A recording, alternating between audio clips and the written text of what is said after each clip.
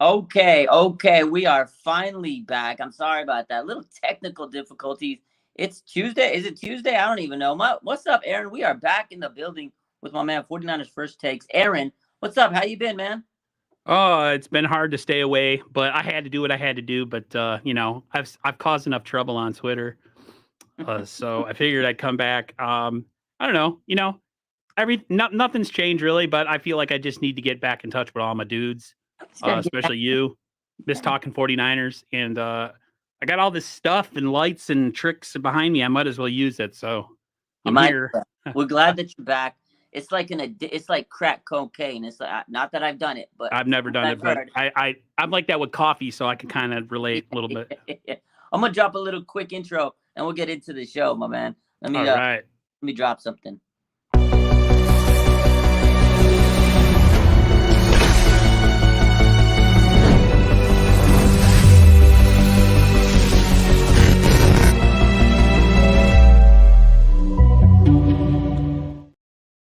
What's up, man? A little sweet little new intro, my man, Mr. Roscoe. You know Mr. Roscoe. You probably pumped a lot of money into his bank account for all the graphics and stuff. But today I want to bring up this video from Brian Baldy. He was on 957 The Game. We all know Baldy, right? Baldy breakdowns. He kind of started talking about how he thinks that Sam Darnold could be the quarterback one. We'll talk about Brock Purdy. I want to get your thoughts on what the rumors have been about Brock Purdy. He may not play this season, all that good stuff. And then Trey Lance, the guy. I haven't talked to you in a couple of weeks, so I want to get all your thoughts on the quarterback situation. But before we do, I'm going to play this video from Baldy. Okay. And see what he's got to say. I don't know if you've seen it, but I'm going to play it for the masses. So let's get to it. This is Baldy's Breakdowns by the Bay 2023. And the biggest question mark around this team going into 2023 is the quarterback position. Let's face it. Last time we saw this team play against the Eagles, the NFC Championship game, Brock Purdy got hurt on the 6th play of the game. We don't know how that Tommy John surgery is going to go, when he's going to be ready. So right now, you've got Trey Lance, who started 2 games last year, hurt early in his second start against Seattle. Played poorly in the first game against the Bears, a game that they lost.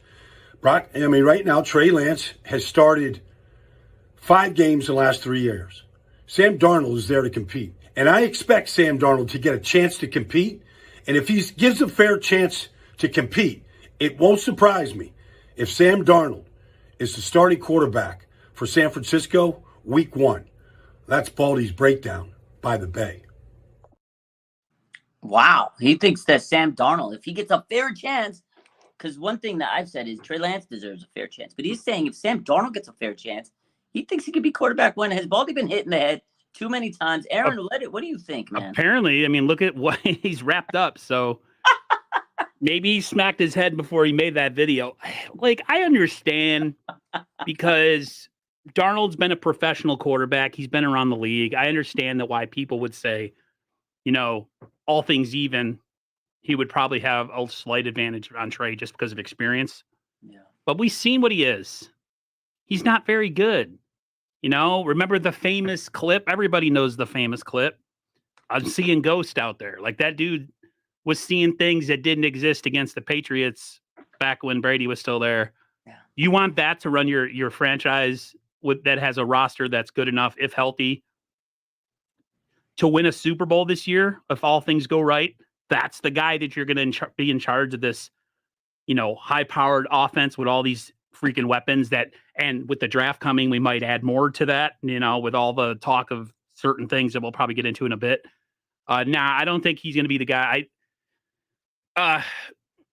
Lance hasn't won anything yet, though. So, like, I understand just based on the fact that Lance really is an unknown commodity other than the games, the 2 games. Was it 2 games in 2020? Yeah. Okay, so he played in 2 games. Played well in the one against the Texans, I think. Yeah. And then, the monsoon happened, and then, of course, he got hurt in week 2. So I could understand that part of it and not knowing what you have in him. But to say that Darnold is going to be the starting quarterback of this team, that's a good way to get your coach and GM fired by like week 6 or 10. No, I don't think that's going to happen. Right now, like we were talking off air, there's so much hot air out there, man, on social media, whether it's stupid takes on the 49ers quarterback situation, whether they're taking quotes from people out of context, or people talking about, guys coming in for visits that nobody gives a rat's ass about because they're like not going to be drafted. There's just a lot of wasted time and everybody trying to get clicks and be the guy that reports the thing that if we end up drafting them says, they see I was on that. There's a lot of that right now. Yeah. It's a pissing contest. So no way Darnold outplays Trey. No, 100%. I love him trying to be different. I mean, I respect the take. I respect Baldy. I 100% respect him. His breakdowns are phenomenal. But you're right. This is the off season. People got to talk. People got to make content. People need views. They need likes. This and that and the other. We talk about it all the time. Smoke season. I agree with what he says, that Sam Darnold came in to compete. He really did. They're going to give him the first team reps. Kyle said it. He goes, he kind of gassed him up a little bit. And he says, he hasn't been given a fair chance. He hasn't, really played with an offense like the 49ers. Okay, I'll give him that.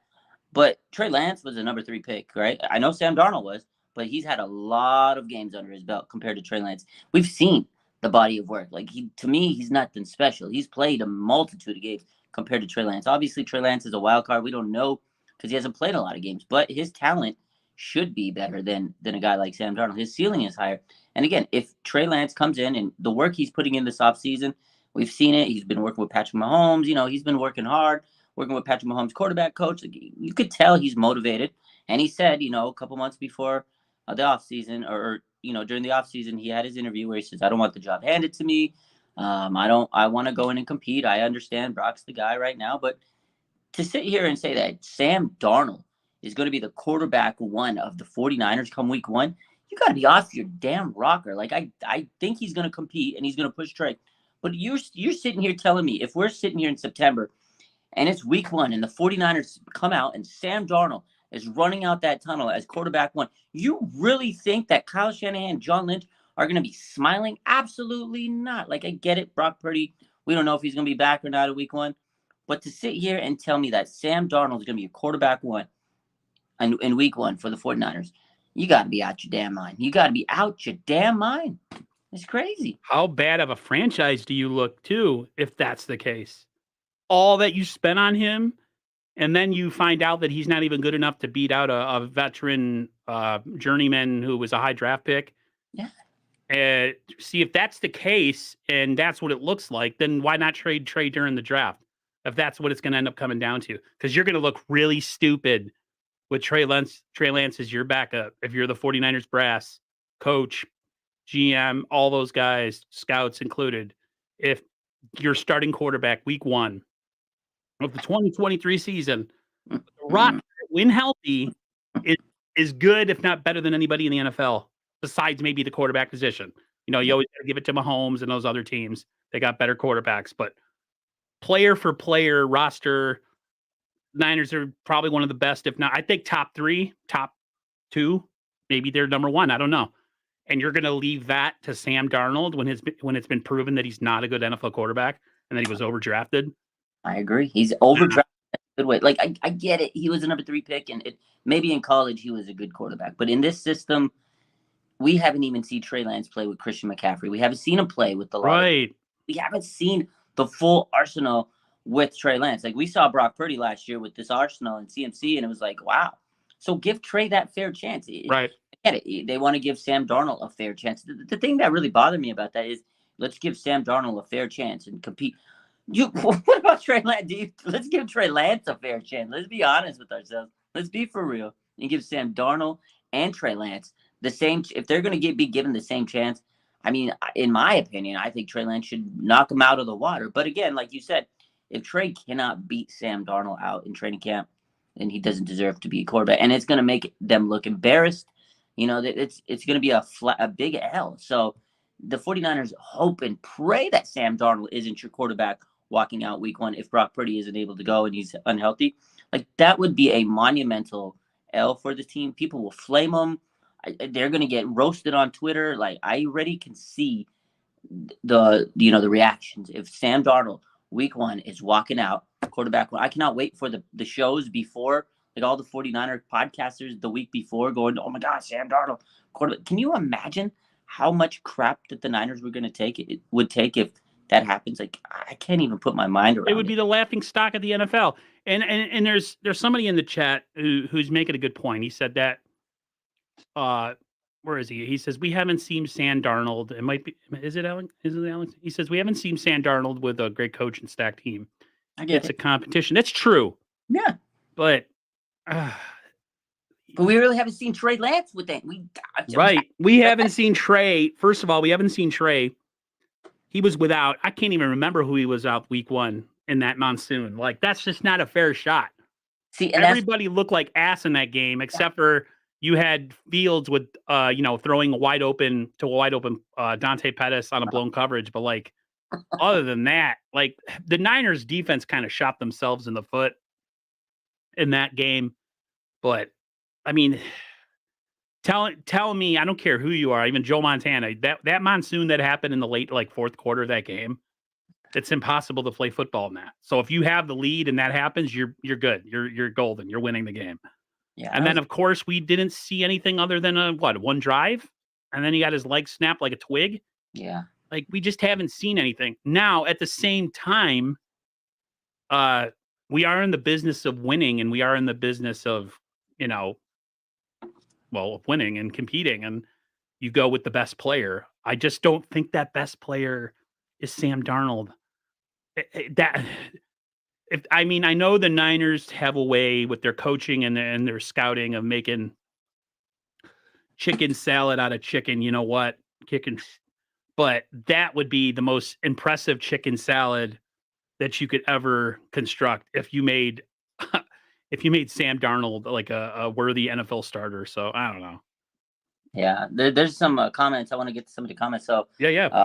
One of the comments says that the 49ers don't care about embarrassment. Do you think that they don't care about being embarrassed? I think Kyle has an ego. I don't think he has a massive ego. He has to be right all the time. Yeah. I don't know. I'm going to get to some of these star comments. So Peter Parker said there's no chance Darnold outplays Trey. There's no chance in Hey Peter Parker's mind. Is there a chance that Darnold outplays him in your mind? No, I don't think there's any chance that Darnold outplays him. Especially, and I agree with our friendly neighborhood Spider-Man. Yeah. I totally agree with you. There's no way. There's just no way. I'm sorry. There shouldn't be. But again, now if he does, we have a problem. If they're going to get an equal footing, they're going to get an equal chance to go out there. And I got something to say on that, but I want to get to some more of these comments. John says, John B. I will eat fire and swallow glass if Darnold beats out Trey. We're keeping that receipt because if it happens, John, you got to pay up. I hope that you don't have to eat fire and swallow glass because that's a trip to the ER. So let's hope that doesn't happen. But he says he will. He's so confident that he's going to eat fire and swallow glass if Darnold beats out Trey. That's crazy. John B, I'll one up you. I will drag you know what through glass, and then dip myself in lemon juice after if he beats him out. So I'll one up you. I will put myself in massive amounts of pain. So imagine if he does, and you guys have to do your thing. That's it. So everyone's like, "What happened to Aaron? He's walking around funny." Well, you'd have to cast. That would hurt. I'd have to break a bunch of glass and then squat. Okay. Anyways, whatever. Shut up. That's really gross. I'm sorry, everybody. Ignis says Trey should be able to beat out Darnold, right? I mean, that's the vibe of everybody thinks, right? Like he should be able to beat out Sam Darnold, right? And then Flood says, wasn't there a reason we drafted Trey 3rd overall for right? There's a reason, right? Like maybe we'll get if he gets that opportunity. So that's interesting. Very interesting. Again, I agree. I think that Trey should have this in the bag.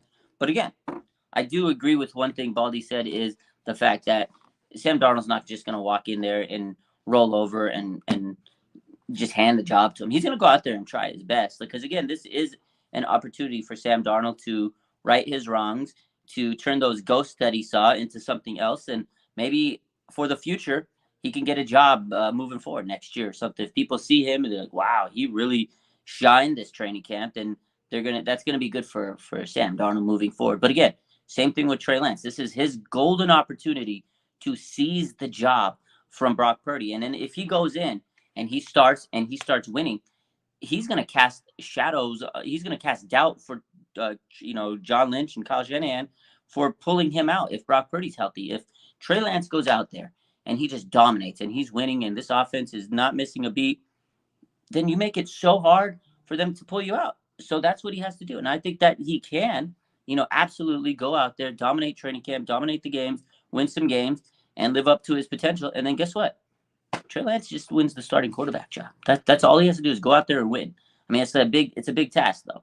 To me with Trey, the thing that he has to do isn't the big plays. It's not the deep throws. It's not all the fancy athleticism. It's the easy stuff that Purdy and even Garoppolo to some extent made look easy. If Trey could somehow harness that arm, that looping delivery that everybody talks about, the knee ain't bent or whatever, all that, which is all fair criticism. It's all fair because he hasn't proven that he can kind of overcome those things right now. But if he could just get those like little things like better, like then he would be like literally, dude, he has had no reps. The dude is so raw. That's it. But see, this is why I understand the criticism of the Niners is they drafted a project quarterback with a ready-made team. And that's why there is this argument when they say, well, if Purdy's the man and if Purdy's healthy, you got to go with Purdy. That's why I understand that mindset, because you ask players or people ask players behind the scenes who they want, and they're probably going to tell you Purdy just because Purdy's able to kind of run this offense as efficiently as it's ever been run. I mean, the way they were putting up points last year, man, when Purdy was in there, we never saw that with Jimmy ever. No. Yeah, it was poised. He was poised. The offense was clicking, but again, CMC, big part of that. We haven't had CMC, and I think he was a big factor that we got to give him his credit. But you're absolutely right. The offense took to a new heights. They got to the NFC Championship. They were rolling. The offense was smooth. It was beautiful. There were some times where Brock had to improvise, and there was times where he called out the players. He was leading, and he was a rookie.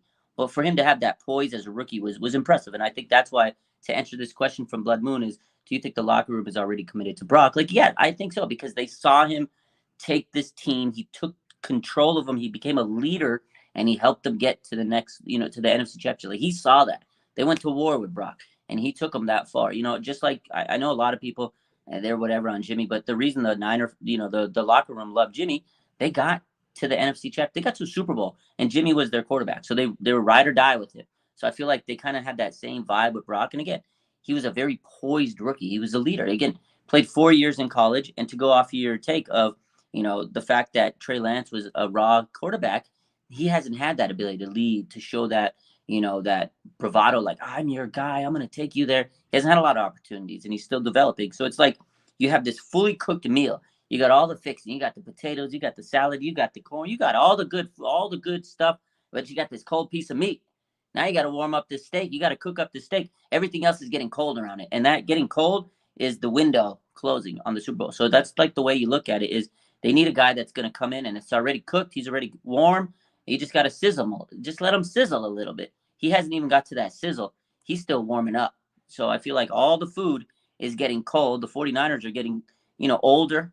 Their time is shrinking. And I feel like that's why people are criticizing Lance, because they don't know. Can he become that quarterback to take him to the next level? We don't know, because we haven't seen anything.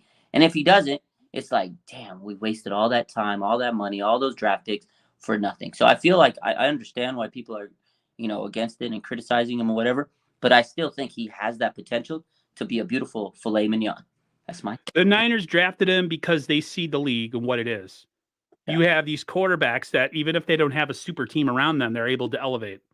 Josh Allen does it during the regular season. He doesn't really do much in the postseason. To me, he's kind of a Jimmy, souped up Jimmy. He just, for some reason in the playoffs, I don't know what his deal is, but Mahomes is godly talented. And that's what the Niners were looking for. They like, you got this quarterback that can run. You have this quarterback that can throw.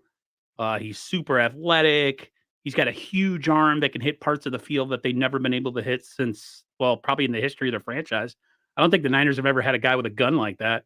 And that's going back to Montana and Young. They didn't have the biggest arms. So, but you're right. At the same time, you got this like ready-made player that is like not even nearly as talented, but he's like a complete player already. And he was a 7th round rookie, but he Yeah, played 4 years in college, like that's 4 complete years in college. So, if things don't work for Trey this year, then it's probably it. And in a way, the Niners are somewhat shielded because, I mean, they're still not going to be paying Purdy all that much. So if they yeah. do happen to end up moving off of him and either trading him or whatever, they're still, I mean, their window's pretty much still at the maybe a little longer just because he's a what is he, 2 years behind and he's a 7th round pick. I mean, that His would be interesting. contract is 900K. Like it's Yeah, this dude crazy. doesn't even make $1 million in the NFL. So, but Crazy. my hope is that Trey plays well and that we have a really good backup in Brock Purdy. Yeah. But it's, there's no guarantees, man. Like this isn't a win now situation, and if he comes out struggling like he did, I can't say like he did last year. He didn't really struggle. He didn't get a chance. If he comes out struggling and this team starts off like 2-3, and Purdy needs to come in, I would assume that would probably be the end of the Trey Lance experience. No, and I agree, but I think a lot of it has to do with injury and everything. Over the last couple of years, like one of the big reasons they wanted to upgrade was because of the injuries and staying healthy. And it went from the Jimmy era, and then you had Trey, and then he got hurt, and they still drafted Brock last year. Although it was 7th round, it was still a quarterback they drafted. They brought in Nate Sudfeld, and Brock was good enough to beat him out, and he was that third quarterback, and he came in, and like you said, even though he was a rookie, he had 4 years of experience under him, and I think that was what was so big. And one of the things I've said about him is he's like a veteran rookie. I don't know if that makes sense to you, but to me, the way I look at it is he's so, polished from playing in the college level. Like I know he's a rookie in the NFL, but he was such a veteran in college. He comes to the league. He's got a little bit more, confidence coming in than to a guy that hasn't played a lot and he's still developing, still trying to figure out his body. Like Brock Purdy has been in big games, playing in a big conference for many years. So I love the guy. But the big question about Brock is, will he be healthy enough to start the season? And I'm 100% behind Brock if he has to come in and be the quarterback, because that was a magical run last year. I'm 100% if Trey Lance takes the reins, steals the job, outduels Sam Darnold, comes in, starts winning games. I'm behind that too. I want to win the Super Bowl, so whoever it has to be, I'm cool with. But the thing with Brock Purdy is there's a little bit of a uncertainty now, because there's an uncertainty on Trey Lance and what he can bring to the table. But the uncertainty on Brock Purdy now is, will he be able to start at the beginning of the season? And if he doesn't, which may or may not happen, now you have to hope that Trey Lance comes in and win games. And like you said, the absolute best take that I've heard many people say, I've heard you say, you just said it, is if Trey Lance comes in and he's struggling and Brock Purdy is able to come in by that midpoint of the season, they're taking him out and they're putting Brock Purdy in, and he'll be the savior as he was last year. Now you have to hope that he can repeat what he did last year. Yeah, because we don't know if Brock Purdy's going to be the same. We don't know if the league's going to catch up with them. Nobody knows. We all fell in love with. Well, I didn't say we fell. Well, yeah, we did. I fell in love with Garoppolo that 7-game stretch at the end of the 2017 season, or the 5-game stretch, whatever it was. And I fell for it. I thought he was the second coming. He was a handsome guy, had a great jawline. He's professional in his press conference. And then we soon found out that he wasn't the guy. And then we had to put up with him for a really long time. So I hope the 49ers don't make the same mistake of saying, okay, that's it. We got our guy. And then they move off a Trey really, really quickly, maybe too quickly. And then they end up making the same mistake over again with Brock. Although I just don't get the same vibe from Brock that I got from Jimmy. I get a little different. I mean, it was a quick boom, 8 games, and it was like, oh my God, and they fell in love. Jimmy was a quick 5 games. But you never know what's going to happen to Jimmy if he didn't get that injury, because I don't feel like he was as mobile enough, and maybe made him a little bit more timid. Maybe he was a little bit more, reluctant to kind of move around the pocket, because he kind of didn't have that mobility, and I feel like that led to a lot of injuries, and that was the biggest issue. So now you have Brock Purdy, who's coming off a major injury. Will he be the same? So that's the same. I feel like a little PTSD kicking in when I saw that injury, and I saw it over the last couple of weeks, couple of months of, what the injury actually was. I'm like, oh man, I hope he could be the same quarterback. There's not a lot of information in the NFL on recovery from a UCL. You have, was it Steve Berline, I think, back in the 90s, I think was one of the quarterbacks. And you had Nick Mullins, who's not a starter, So, and I know Roethlisberger had an elbow injury, but it wasn't the same. So there's a very small sample size in the NFL of recovering from this injury. Do I think he can? Absolutely. He's 23 years old, 23-year-old guy, mentally and physically should be able to get over it, but it's not going to be easy. And again, is he going to be able to take hits? Are they going to have the offensive line to protect him? So there is a question mark on Brock. But I like this comment real quick. I want to divert from Red Eye. He says, I can't believe the Chiefs chose Blaine Gabbert. At least our backup's not Blaine Gabbert, right? I mean, we went through that before. Blaine Gabbert. I saw that today, and I'm like, is that true? Is that like a joke tweet where somebody's copied and pasted? And like, no, that's a real tweet. I can't believe it. Yeah, he's right. He better not get injured. Dude, if Mahomes gets injured, the Chiefs they're off, dude. It's over. Yeah, but he is that team. He is that. He carries them, especially Blaine Gabbert. You remember when Niners had Blaine Gabbert? Do you remember those days? Oh, my God. He was hot garbage. So bad, man. 49er fans wanted to move off of Kaepernick. I wanted to move off of Kaepernick because he was playing like dog water at that point. He had the injuries. Yeah, he was just never the same. And then to have Gabbert be your guy, oh my God. I don't want to think about those days, man. We sucked. But you see how far we've come. As bad as we may have, right. We got to remember where you come from when people are complaining about stuff. Like, do you realize that when healthy, we're like one of the best teams in the NFL? We haven't won it. Hope maybe we become a 30 for 30 thing where we're the team that was super talented that could never win it. Hopefully that's not the case. I hope we break through eventually. But this team is as well put together. This has been a better run of talent than the Harbaugh one was, because that was put together before Belky got there. And when Belky took over drafting, they were horrendous. Horrendous drafts. He liked drafting guys with torn ACLs. He had like a thing for them. Yeah, we're gonna rehab them. We're ahead of everybody in the league. We're gonna show everybody that and it never happened, like ever. Bro, that broke my heart that we didn't win a Super Bowl with those teams. I know. I was thinking about that the other day, how good Bowman and Willis were and all that stuff, but damn it. Yeah, it was bad. And like those teams are so good, and the fact that they would win, and then you got Balky going out there and it's like he would pull up their scouting chart and he's like, okay, and then he'd go to the next guy. Oh, torn ACL, draft. Banging the table for the guy. They would like pull out the red carpet for him. Like, hey, we're going to draft you. But, in the first round, bro, I have a torn ACL. Absolutely better. We're trading up to make you the number one pick. Like, that's how he treated these guys. It was crazy to me, man. Bro, we had a freaking head coach that farted during a press conference with Tom Sula. That's how bad we got. Think about that. Like, really? And you know what the worst part about it was? Me and my nephew used to talk about this all the time. He's like, back in those days with Belky, he's like, the Niners would draft somebody and they would be like, okay, we drafted this guy as a offensive lineman, but we're going to turn him into a tight end. Like, no, just draft a tight end. You're not ahead of anybody, what you're doing. Stop it. It was like, it was so bad. A defensive end, like, what are you doing, man? That shit was crazy. Yeah, they were like, he thought he was smarter than everybody, though. Oh my God. And now, and I understand why people are like, Shanahan eventually he's got to be on the hot seat. I don't know. I feel like Shanahan is kind of bulletproof. All you got to do is look at Andy Reid for all those years. Yeah. He was always the guy that choked until he wasn't when he had Mahomes. Eventually, Kyle will get over it. I feel like if you get enough cracks at it, you're going to break through eventually. That's all I got to say. No, absolutely. And I've said that many times. Andy Reid was Kyle Shanahan before Kyle Shanahan because he would get so close and every single year he would let you down. And you're like, God damn, are you ever going to get over the hump? NFC Championship, Super Bowl, NFC Championship. And every single time he lost. And he finally gets to the AFC and it was first round exit. And then now 2 Super Bowls. He just had to find his quarterback. That's literally all it is. And Kyle is so close because look at the roster, man.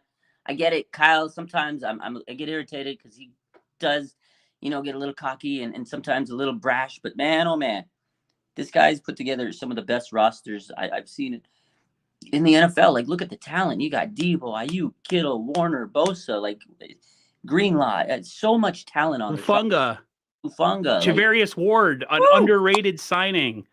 Demo looks like he might be coming into his own. I like him. That's my boy. Think about this, man.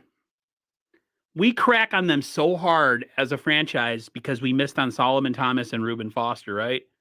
And we don't want to give them credit because we just have to keep going back to those. Like, bro, listen, the Niners have proven in the long run in the draft, they're better after the third round. They just, I don't, for some reason, it's almost like when it's obvious they have a problem, and when it's not obvious and it's all about the scouts and all their work that they put in and Peters and all his stuff, they're way better. When it's almost like this guy is a top 100 player, they seem to pick the wrong one. I said that before too. Like, I feel like first round, and I'm glad they don't have a first round because I feel like they do better.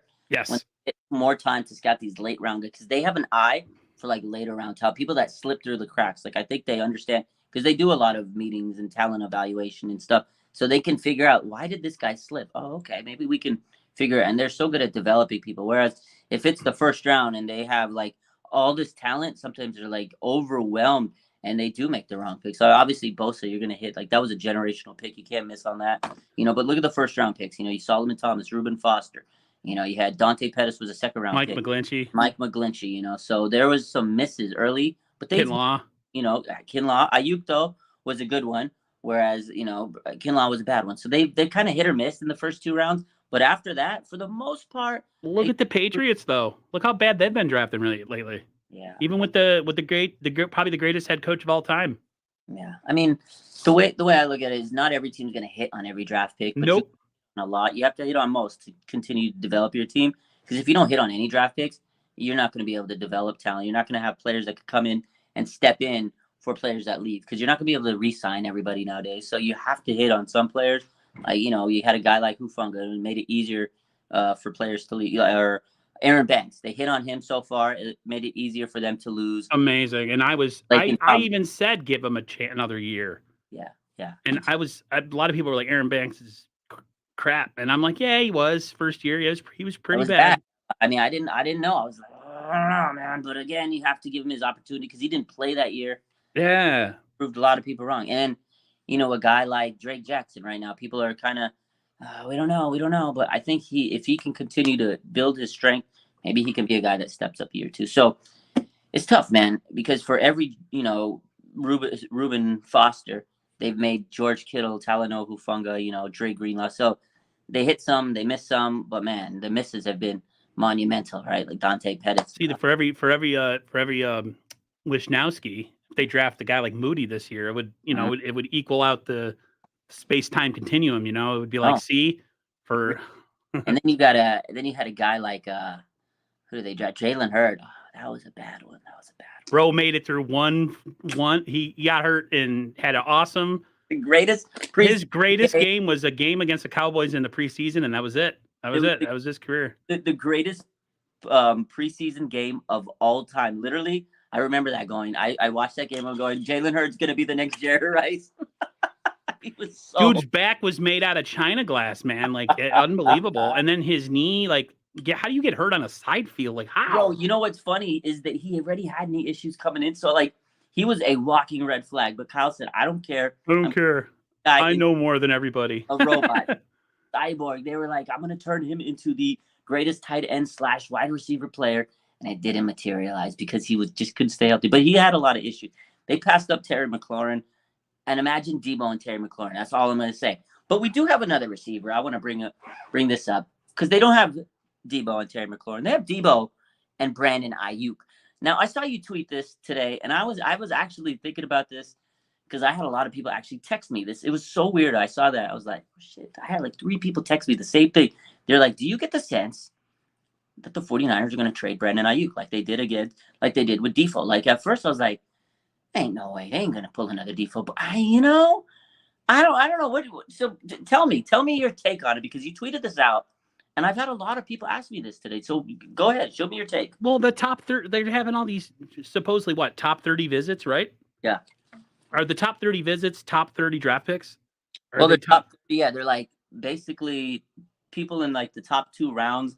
that are like, you get 30 like specific private meetings with guys that usually come to your team that you have intentions of drafting. And That's I'm trying to think, how many wide receivers have they brought in so far?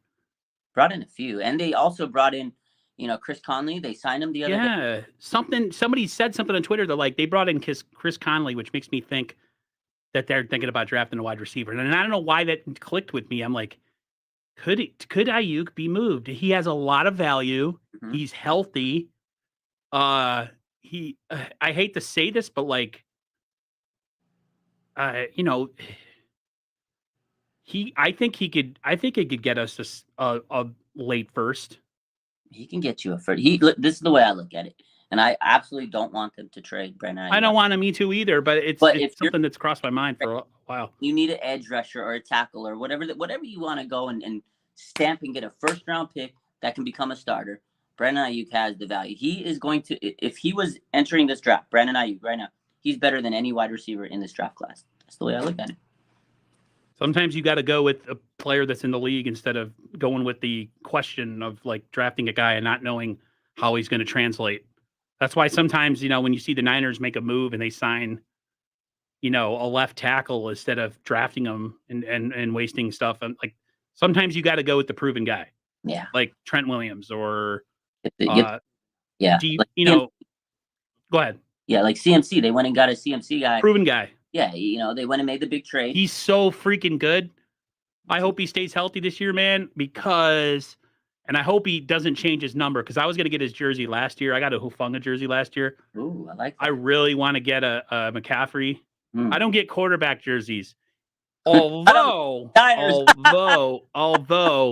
if Lance or Purdy wins us a Super Bowl and they're part of it, they're not carried, I'm buying a quarterback jersey. And my brother's like, why would you do that? I'm like, cause they got us a Lombardi. Yeah. Like that's automatic, like quarterback. Even if he sucks the rest of his career, I'm going to be repping it. Like he got a Super Bowl. Yeah. And that's cool. I mean, so real quick, media clarified. He says there are 30 players you can have visit, but not necessarily top 30 players. So yeah, like basically 30 players. It's just weird. They've been looking at wide receivers. Yeah. A lot of people keep connecting them to that Mingo guy.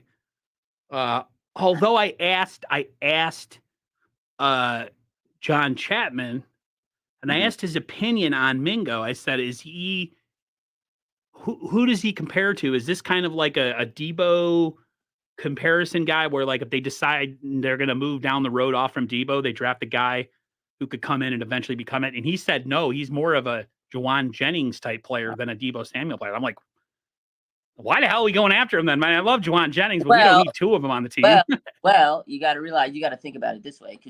Maybe the receiver they're trying to replace is Juwan Jennings or Ray McCloud, because next year I think Ray contract's up. But also, Jennings' contract, he signs his tender this year, right? He signed his tender the other day, officially signed the chicken tender deal, $900K. It's really not a lot. So if he wants to get a big contract next year, he'll be an actual free agent. This year was an exclusive rights, right? So the 49ers basically, they can match any offer. They send him if they offer him the tender and he signs it, he's on the team.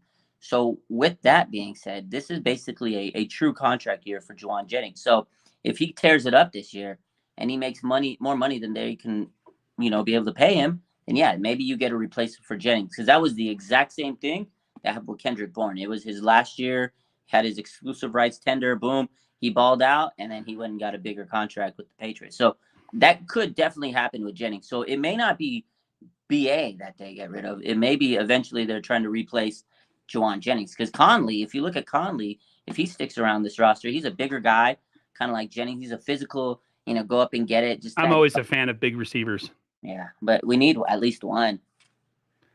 I always told my brother if I was a wide receiver in the NFL, I would have been Ed McCaffrey. Stiff, can't move, not a real smooth guy, really stiff. But hands of steel, like catch everything. Like I used to love McCaffrey. I was like, man, if there's anybody in the NFL that I could have seen myself being, it was Ed McCaffrey. It was just like easy because you're the white. Yeah, I get it. He's the only white wide receiver. The only good wide receiver. Yeah, and I would have been like, that's my dude right there. No, that's like Don Beebe. That was my guy. Don Beebe was cold blood. I like Don Beebe. Yeah. I was a big McCaffrey guy. He looked so awkward. He did. He was stiff. Stiff. You're right. Stiff. That's exactly how I walk and stand. Like I'm a stiff person. People are like, yeah, all right. I'm like, yeah, I have good posture. Yeah. Oh, that's good. You know, because Did you say pause? I said pause because you said you're a stiff guy, so I had to pause you on that one. Everybody's been doing that to me, and in real life and on YouTube. Pause. Gonna pause that. Sorry. Not what I meant. I know. I got you. I just had to throw the pause out there. Whew. I'm glad you're back, man. I'm glad you're back, man. See? Thanks. Yeah, BA. I'm trying to be funny. Sometimes it comes and sometimes it's good, and sometimes it's like. You know, I'll make people laugh. That's what I hope BA doesn't go, but I don't know. I get a weird feeling, like just a vibe. Like I didn't think day one draft trade. You think? So you're sitting there. It's gonna be day one. Boom. We got a trade to announce. The 49ers have just traded Brandon Ayuk. Where does he go? Again, you brought it up. Probably trade him to the AFC. You're not going to trade him in conference. Okay. Or in division. Oh, what team? I'd say AFC South. Oh. Jaguars? Somewhere like the Jaguars or something. Houston? Oh, wow. I'm not saying, listen, guys, I'm not saying he's going to. It's the thought that's crossed my mind. Just, they've had a couple of receivers come in. People keep connecting them to Mingo, and I'm just like, Man, why are they doing this? I don't know.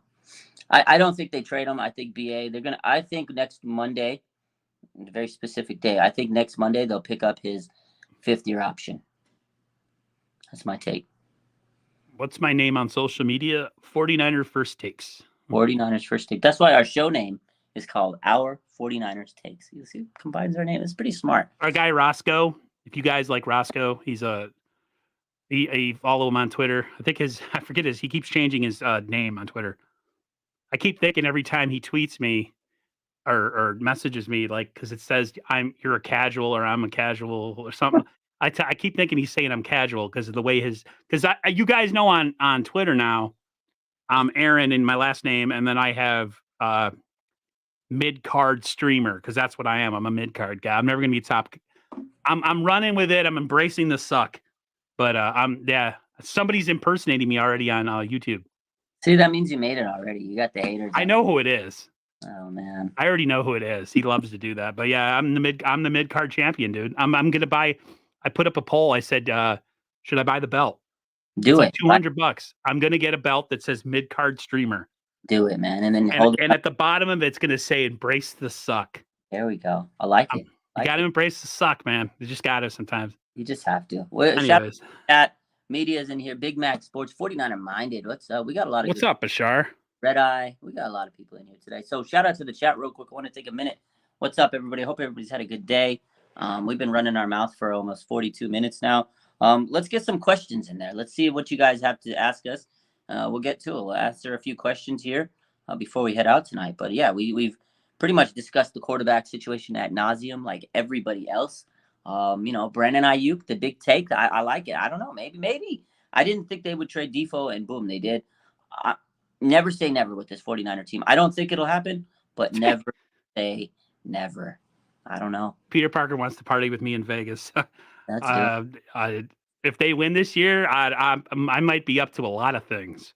Yeah. I might go for one of those little polar ice dips where I go into water that's I don't know, 10 degrees. I need it for my knees and my back and my sholler. There you go. I should get one of those tubs. I should buy one of those tubs. But they're so small. Is everybody in the world 4'10"? I'm a massive. Or maybe you're 7 foot tall. You're just taller than everybody. No, I'm only 6'3", but I saw that one of those tubs that somebody got, and the guy's whole upper body's hanging out of it. I'm like, what the heck's that all about? I want to be submerged. Yeah, you don't want to be cramped up. That's even worse for you. But Mimi says, what's up, Mimi? She says, I think we're going to stick with our 11 draft picks. Do you think they stick with all 11? I don't. I think, and I'm not trying to poo-poo on it. I'm just thinking that you're going to use some combination of picks to trade to get other picks. Yeah. They just don't have the room on the roster for 11 players.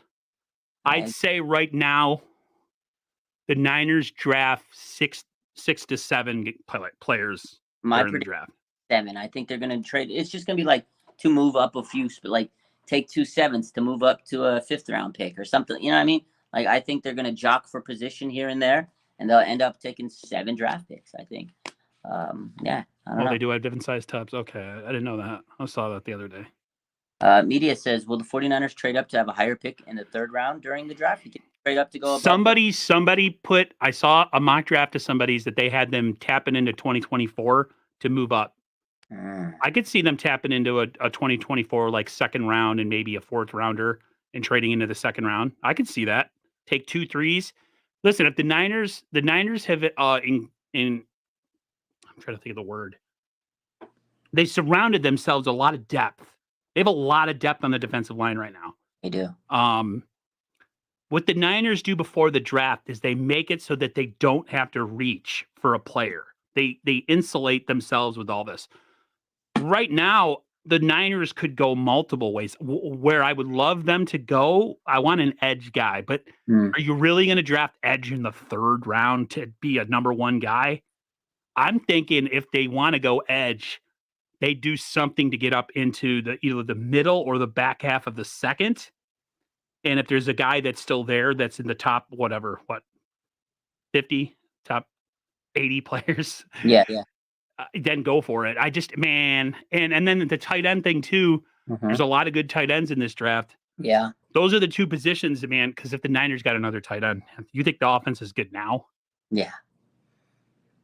You always have to go for the future. You have to look for the future. You have to plan for the future. You cannot say, "Oh, we'll wait until Kittle can't play anymore, and then we'll draft the tight end." No, because you have wasted your time. You want to get a guy this year because this draft class is stacked at tight end, and then you can develop and mentor him. So the time when Kittle's gone, you have this guy that's be out to break out and be a fucking superstar. And I agree. So my man Blood Moon says, what tight end is looking like tight end too? If it's me, if I'm drafting, I'm all in on Sam Laporta. Go get the Iowa dog. This like literally George Kittle's. It would be his moldable Iowa tight end that he could just turn into. To me, it's McGlinchey and Staley all over again, like bosom buddies. Like they would be like, oh my gosh, they'd be making like TikToks together and stuff. Yeah. I just had this weird feeling that he would find his brother from another Iowa mother. Like he'd be like, it'd be awesome. I agree. Just don't get your hopes up, everybody. That's the problem we all do. We fall in love with all these guys. That's why I haven't followed the draft much this year, because I get all up in my feelings. And then the Niners draft none of those guys. And you get none of them, and then you're just sitting there on draft like, why did they take Aaron Banks? They should have traded and got Sam. Blah, blah, blah. Yeah, like why did we draft Lance when we could have drafted Micah Parsons to play across from Nick Bosa? It's like, what a coulda, shoulda, dude. I remember sitting there that year we drafted Aaron Banks, and I was pro. Who's that cornerback that the Chargers took? Christ, do you know his name? The cornerback everybody wanted. I can't remember his name. I can't remember either. Anyways, maybe somebody will say here. But yeah, there was a cornerback that I was like, please, let's get him. It was either him or Azeez Ojulari, edge rusher. And I was like, oh my God. One of those, they were there. And then they take Aaron Banks, and I'm like, what the fuck? And I was like ready to post, and I was like, Aaron, what? Who? What? Who the hell's Aaron Banks? I was like that when McGlinchey got drafted. I'm like, ooh, top 10 pick. We're about to get a game changer here. And then I'm like, who the hell is McGlinchey? I know. Asante Samuel. Thank you, Ethan. Asante Samuel Jr. Okay. But shout out to Aaron Banks because he stepped up so damn good last year. So shout out to Aaron Banks. But yeah, you get your hopes up because you get these draft crushes and you're like, oh my God. Bosa was my guy and we drafted him. My nephew tweeted me texted me when we got Bosa. He's like, finally, they just draft the guy that they're supposed to draft because they were saying it's him and Quinnen Williams. Yeah. And my nephew was like, I don't want a defensive tackle. I want a freaking edge rusher. And then we did get Bosa, and we were like, you were doing like a weird, awkward dance while we were texting each other, like, woo! And it was great. And I was so happy we got him. I mean, I remember that year. There was a lot of edge rushers like Brian Burns, Josh Allen, Bosa, Quinnen. I would have been happy with all of them. Clelin Ferrell was in the top 10, even though he shouldn't. Yeah, I know. I think they should have taken Josh Allen at that point. Because there was some great talent. But at the end of the day, Niners got the right guy. Shout out to the Cardinals for passing on Bosa for Kyler. Speaking of quarterbacks, Mimi says, do you think we're drafting a quarterback? Absolutely, I think so. I know they've hosted DTR, Dorian Thompson-Robinson many times. Maybe it's a smoke screen. Maybe they just really want to do their homework on him. Then there's, what's that guy from Stanford? There's that kid. And then there's the other Jake Hayner. I like him. Duggan from TCU. There's quite a bit of quarterbacks that I feel like they can Duggan, is he related to Hacksaw Jim Duggan? get. Maybe. Oh, I had to. Sorry. I love it. I love it. So I definitely think they'll get a quarterback because you can never have too many for this team. We don't know about Brock when he's coming back, and also last year everybody got hurt. Everybody gets hurt all these seasons. So you get a guy just to maybe develop. Maybe you can put him on the practice squad, or you stash him. Or hey, last year they drafted Brock Purdy. You had Nate Sudfeld, and guess what? Nate Sudfeld didn't make the final roster. So maybe Sam Darnold. Who Baldy thinks is going to be quarterback one, doesn't make the roster.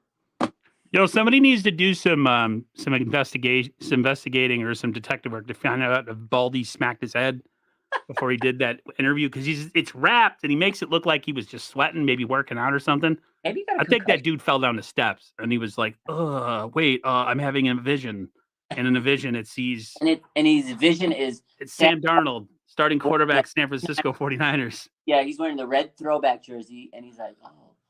Let me make another video where I don't have a real camera, where I'm not recording the screen of my computer with most of my breakdowns, unless, but this time I'm going to have just me on a greasy old cell phone. Say, dude, get a freaking laptop or something, for crying out loud. You make a lot of money. Driving me nuts. I'm poor as hell, and I got myself a freaking laptop. Got to do it, my man.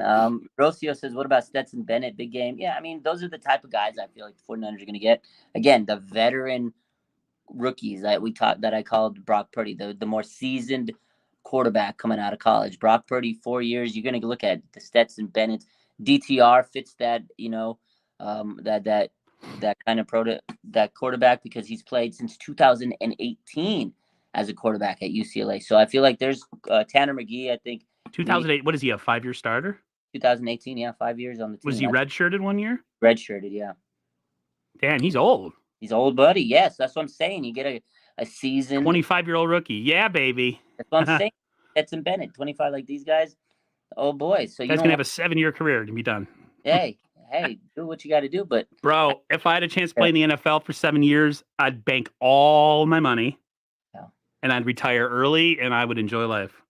I would too. Bank your money and then maybe become an analyst for a couple bit. Yeah, use that to fund a YouTube channel where I'm not a mid-card champion, where I'm the world champion, and yeah, the rest would be history. Yeah. My man Bash says Stetson Bennett is Chris Wenke 2.0. I agree. Chris Wenke. Wow. The guy's last name is all you had to know. His last name was Wenke. That's a pull right there. What a pull by Bash, man. Chris Wenke. Wenke. Wow. I'm feeling like I'm in high school again, like Beavis and Butthead. Wink. Sorry. Over under 2 running backs drafted in the first round. Do you think that they're going to be any first round running backs? Maybe one.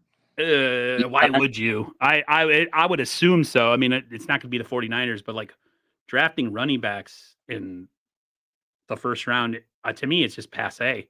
Yeah. You can get running backs in undrafted free agents to be good. I hope to God that the 49ers don't draft a quarterback. I swear on my life, if they draft a 3rd-round running back, I'm going to break my TV. I will break it, and I will record myself smashing it. I kind of want to see it now. That'll get a lot of views on YouTube. But I'll get a bunch of people messaging me in my DMs telling me how I'm unhinged. Yeah, they're going to be mad at you. Like, what are you doing? You're embarrassing yourself. They'll get mad at you for sure. Blood Moon says, do you think this is the year Joe Staley will finally be a coach? Kyle has been wanting Joe to teach, and with Colton now set to right tackle. That's true. Eventually he will be. I would love to see him as a coach. I want to see I just think, he's still a little close to he's still close. Like, he retired not so long ago. Give him a good 5 years away from the game before he decides to coach. Like, if I was an ex-player and I wanted to coach, I'm going to enjoy my life a little bit and get to do the things with my wife and my kids, if I had any, that I would never do because I was playing. And then, if the wife gives you the blessing to go do it, because coaching's an all-encompassing, all-time, like, it takes up a lot of time. So you have to be, does he have that in him to do that? If he does, then yeah, I think he'd be a great offensive line coach. Absolutely. I think he'd be, because he's done a lot. Same thing with Gore as a running back coach. Yeah, I think eventually they will, because they both said they want to. Like, I think Gore said he wants to be a scout. He was out there at the pro day scouting running backs. So I mean, he's kind of prepping himself to do that. I think eventually they will, but you're right. Like they just barely retired. I think they want to enjoy their life right now, life after football, kind of get settled. Staley, he's got a young daughter. Get surgery. That's if you need surgeries to fix your body and stuff, and just rest. Yeah, I think eventually he will. I think you made a good point because he has a young daughter. He always, is posting on his story. Like she's still very young. I think maybe when she gets older, it'll allow her to step out, and be committed to coaching. Because you're right, it takes a lot of hours. Happy wife, happy life. Yeah, It's just how it works. I would love to see Joe Staley as a coach, man. Oh fuck, I'd go crazy. So maybe eventually, because you know what, the 49ers, they lose coaches like nobody's business. Yeah, like every year they have like at least 6 to 8 turnover. I'm like, geez, Louise, can we keep anybody? No, but I don't understand how some teams are good all the time and lose no coaches, and the Niners are good for 1 year and they lose like 3/4 of their staff. Like, what is I don't get it. Like, why? Yeah, because they're so good. Everybody wants them because this is the thing. As much crap as the 49ers get, they win. They get to the NFC Championship. They do a lot. They've developed so many great. Look at the Niners roster. So of course, a piece of that. They want a piece of that successfulness. And Kyle's coaching staff, his coaching tree is continuing to get amazing. So of course, people want the best of the best. Like Adam Peters. Everybody. The moment there's a rumor that says this GM is going to leave this team, who's the first name that's thrown out there? Adam freaking Peters, man. Please no. Please no. We talked about this on the Monday show, dude.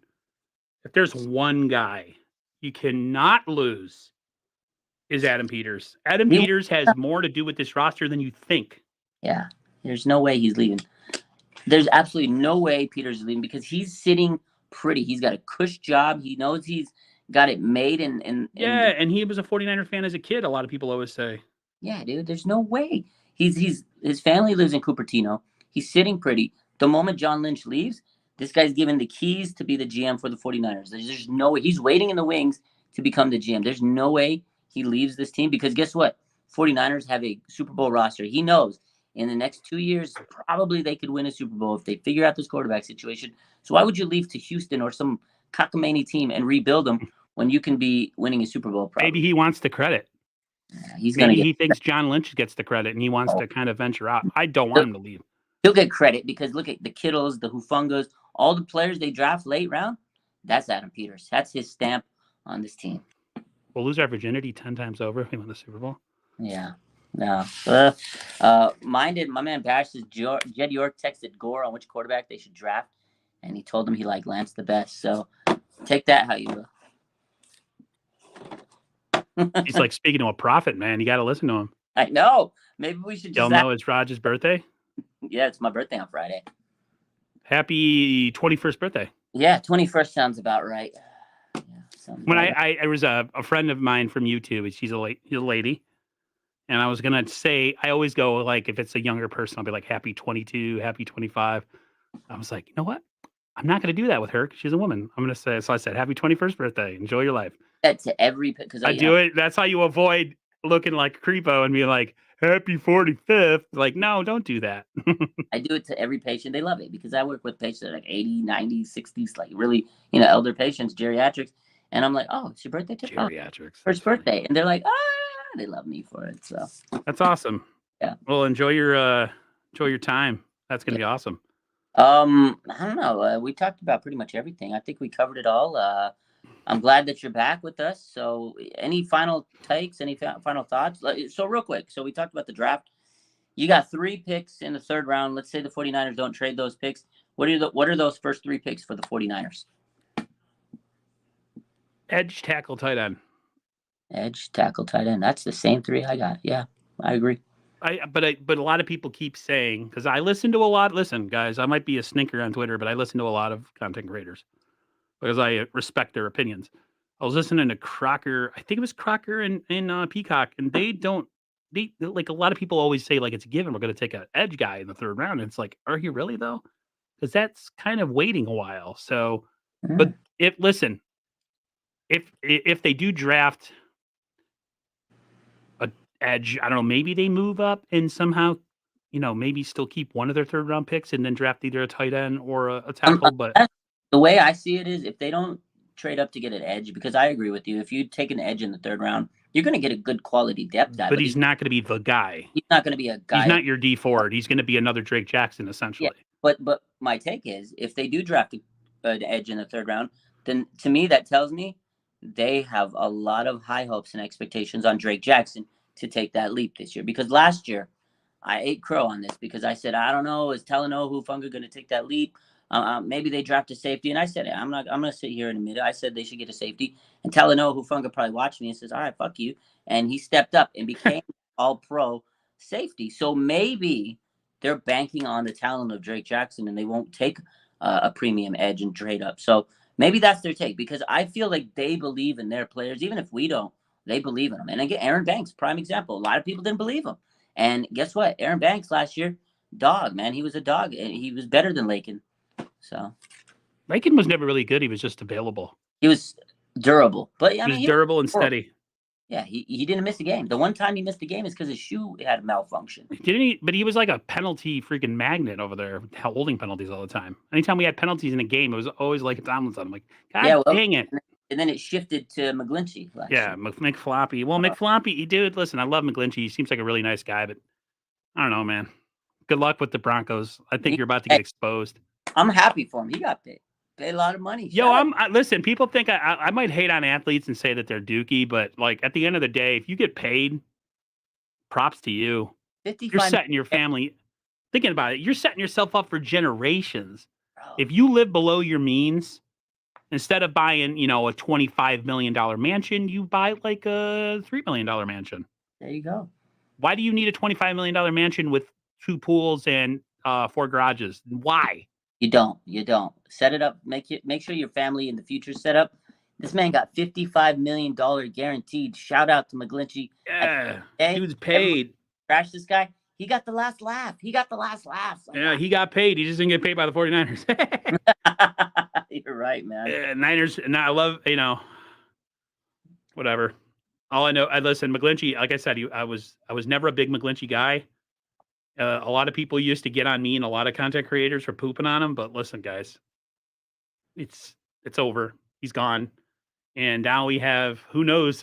We have who knows at right tackle right now. Colton McKivitz. And see, this is the thing now. Oh, God. Everyone blamed McGlinchey, and I wasn't the biggest guy. I think he was a liability too. But now, Colton McKivitz, you got to be at least as good as McGlinchey, because otherwise, that boy's getting roasted on Twitter. He's going to get toasted and roasted.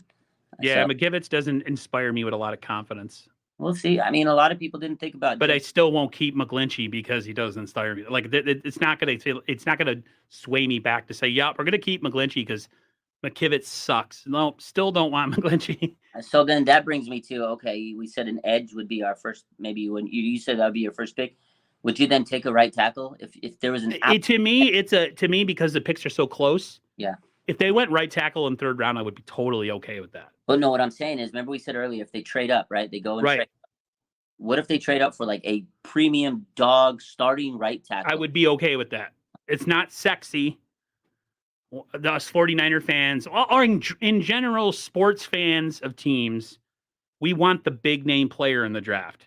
Yeah. But does that big play, first of all, is he available? And secondly, does he fit with what we do? Yeah. I would say maybe in the mid 2010s, we knew more than the front office, but this front office has been pretty good. And I think they know more than us right now, at least this current group of guys. Except Javon Kinlaw, but Kinlaw. Yeah. You cannot do player for player. Christ, man, that was you bad. You can't draft a player to replace a player. Yeah. I feel bad for Kinlaw because there was a lot of pressure on him right on the start. But he also had knee issues coming in. They screwed the only person I'm mad at for that pick is the front off, like Lynch or bad. And I was on that one. Ollie T pick because you're taking over a franchise. You're restarting everything. You would think that you'd get a franchise quarterback, but I know Kyle was so in love with Kirk Cousins that he didn't look at any quarterbacks, and he was hoping to get Kirk. That's ridiculous. And it was like, God, dog, there was Mahomes, there was Watson. Those guys were really good that year. And you wouldn't go get Solomon fucking Thomas, a 3 technique to go play. And you played him at edge. You didn't even play him in his position. He was so not a good player. He was so and bad. He's a great guy. I've met the guy. Yeah, he's really nice. And he deals with a lot. He dealt with a lot of stuff with his sister and stuff. And like, Sometimes you can't draft nice guys, man. Just because you go to class with them at Stanford, John, doesn't mean you got to draft them. I will never forget that draft because I'm like, oh, we got the third pick, new regime, 2017, John Lynch. How many Super Bowls do we have if we have Mahomes as quarterback right now? We'd have Same as the Chiefs, 2? At least 2, yeah. I just remember sitting there going, oh, fuck, we got and then 49ers draft. I remember Mel Kiper, 49ers draft. Solomon Tom. I'm like, I'm trying to find who the hell is he? And you look at the draft guide, and he's like the 7th or 10th guy on the list of like in his particular position class. And you're like, no, I was like, you drafted a DT, and you don't even have a like quarterback. What are you doing? You're building your team around a defensive tackle. Like, what are you doing? This is not Aaron Donald. This is Solomon Thomas. I was sick, man. And then our quarterback was Brian Hoyer. Holy shit. Oh, man. Brian Hoyer sucked so bad. Just remember, guys, anytime we're down on the 49ers, remember where we came from. Remember. Oh, man. Yeah. My man Mark says, Solly let John copy his homework. That was just John paying him back. He let him copy his homework at Stanford. Yo, shout out to Solly T. No disrespect. But, I mean, that was your first draft pick taking over a franchise. Give me a little bit better pick. Listen, they made up for it with drafting Kittle in that draft. Yeah, absolutely. Did they draft Fred Warner in that draft too in 3rd round? What year was that? That was 2000 and was that 2018. So those 2 players kind of equal out all the ass around them. Up for it, yeah. They're only the pretty much the best or second best player in their position group in the league. So yeah, we'll give you a pass on that draft. Yeah, 2018 they made up with Freddie, and 2017 they got Kittle. So they've done, like I said, they've done so much amazing draft picks at the tail end of the draft, and that's why I feel like this year we should have a good draft because you have 11 picks. A lot of them are late round picks. Should be good. You should be good. Would you go late round pick on a running back and kind of keep in mind that Elijah Mitchell, if he doesn't kind of make it through this year healthy, the Niners move on from him possibly? Absolutely. I love Mitchell. He's a talented. Me too. But can he stay healthy? I don't know, man. I think that they absolutely need to make sure they get a running back for depth because this team is built on the run. I know they have Ty Davis Price. They have Jordan Mason. You got CMC, but you're going to run those guys ragged. You're going to need another guy. So I think they need to. DJ Jones was the guy in 2017. They drafted him late pick. I miss DJ Jones. That guy. I wish we would have been able. That was the guy last year that I think we definitely should have kept. I was so sick when we lost him. He got paid. I think we could have paid him. Well, that's what Kalia Davis hopefully is going to be. But you think he's going to be DJ Jones in his? No, he's going to be his own self. But that would be awesome. I mean, eventually. But me and B says I'm going to throw a bitch fit if E-Man does good and stays healthy in Detroit. Oh man, me too. He could. That Detroit secondary, bro. Woo! But we'll see. That's a team to watch next year. But they're going to have a lot of pressure on them because now they're the team to watch. Yeah, now they got a lot. Now you have expectation. You're not. Is your quarterback? Although I love their coach, Dan Campbell's a dog, man. He's cool. I'm not big on guys that are all weird and all like, I'm going to bite stuff and I'm crazy. It doesn't really do much for me. I'd rather have a guy like Andy Reid or Shanahan who's like an X's and O's genius. Absolutely. I'd take Andy Reid over any. That rah-rah stuff for me, I'm in my 40s. If I was a player late in my career and I had some guy like that coaching me, I'd be like, what the hell are we doing? Like, why? That doesn't do nothing for me. But you know what? From a team that was like absolute dog piss, and you get this guy to like. Yeah, for young guys, you want to go into battle for a guy like that. But for like an old cat who's trying to get his last great paycheck and possibly win a ring, you don't want to listen to some guy talk about biting kneecaps. Get up and be a fucking veteran for these youngsters and be that.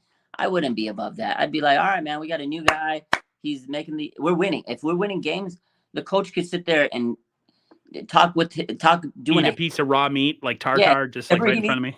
You need to do. You can be doing a handstand, talking on your head while spitting nickels. Yeah, I don't care. You could be breakdancing in front of my face. If we're winning games and I'm in my tail end of my career, at this point, that's what I want. I want to get paid and win games. So. Yeah, I'm curmudgeon-y. Yeah, you seem like it. You guys, you gotta remember, I'm half Sicilian. My mom was born there, and I'm a New Yorker. So people irritate me easily. Oh man. Okay. I want you to take a bold prediction. I know you gave me the Brandon Ayuk thing. Bolder prediction. Next week draft starts on Thursday. What's your boldest prediction for next week? Niners trade up into the first round. Oh, I like it. I'll take my bold prediction is they'll trade into the second round. I don't think they trade into the first round, but I do think they'll package maybe a third round pick and maybe a future pick and try to move into the second round. Maybe they trade a player. Javon Kinlaw. Count your days. No, I mean, look at he's posting videos. He's doing all this stuff and abs now. Woo! Nah, man, he was standing funny because I saw another picture of him and he was looking chunky. I don't think that's real. He looks. Listen, that's great. That boy got them abs. Coming from a guy who's got a fuel tank for a stomach, like that boy got them abs. You know what? Shout out to Kinlaw, man.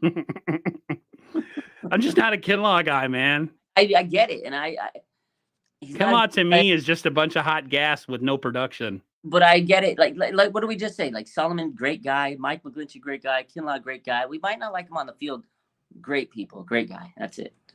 So, but in the end of the day, I still love my team. I just like to crack on him. I know, me too. I love the guy. He's cool with me. We talk a lot, but he knows he's on thin ice. But I want to say thank you, Aaron, for a great show tonight. Thank you. Let the Niner fans know what's up. What's going on with Aaron? Not much this week. I think I might be doing a show with Ted from TED Talks Ball on Thursday. Okay. And then from going forward, it's going to be NWO on Monday, 9 p.m. Me and Raj look like we're going to be doing this on Tuesday night going forward at 10 p.m. Tuesday. If that works for you, that works for me. Yeah, it's fine. I've already got the thumbnail created for it, so might as well just stick with it. I didn't know what to do, so I just panicked. I'm like, make it for then. Yeah. And then Wednesdays it would be with Ted. So I'll have a Monday, Tuesday, Wednesday show. Right now I'm not going to overwhelm myself, but as we get close to the season, I might try to start lassoing in, other people to try to, make it more interesting. Maybe, I did Sterling Bennett a couple times before I stopped streaming. He was great. A man's just got to get a good internet. That's all we got to work on. That's kind of shitty, huh? Yeah, we had some problems. It was rough. I'm like, oh my Lord. But I was doing a stream with them once, and I was like, it was like SOS. Yeah, when Breezy, I think Breezy does Restream. I had a stream with him one time, and I love Breezy. He's a great guy. Uh-huh. I was echoing, and I was just like, "What?" He's like, "Can you talk with your echo in the background?" I'm like, "No." It was so bad. And for some reason, Restream does. I don't know. My setup doesn't work with it. So, but yeah, I used to Restream, and it was the same thing. It was just like they have a lot more options, and they look prettier. But yeah. Frank wants to know. He gave you a super chat for you. He wants to know who's on my shirt. This is the NFL Jam, like an NBA Jam play on NBA Jam.